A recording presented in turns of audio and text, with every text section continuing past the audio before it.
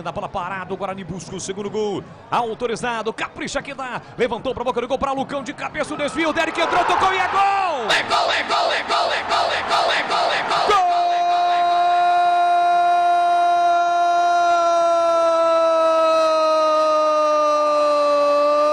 Gol do Bugre!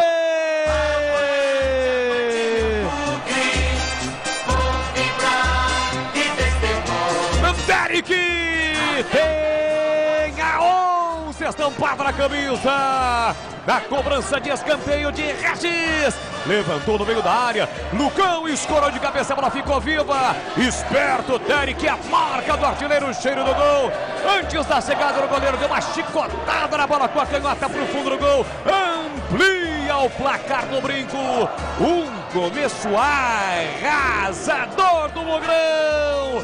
Derek faz a festa com a galera. O Burgão amplia o Bugre, amplia o Guarani. Avante, avante, avante, Mugrão. Verde e branco são as cores da paixão. Verde e branco, as cores do Mugrão. Derek coloca lá dentro, na marca de 7 minutos de bola rolando no primeiro tempo. Solte o grito de novo. Grita comigo, galera bugrina. Registrado no brinco. Derek, o terceiro dele na Série B. Primeira vez como titular, colocando lá dentro. O Guarani amplia. Guarani 2, Sampaio Correia 0. Luiz Daniel não chora não, goleiro, uma bola dorme no fundo da sua rede.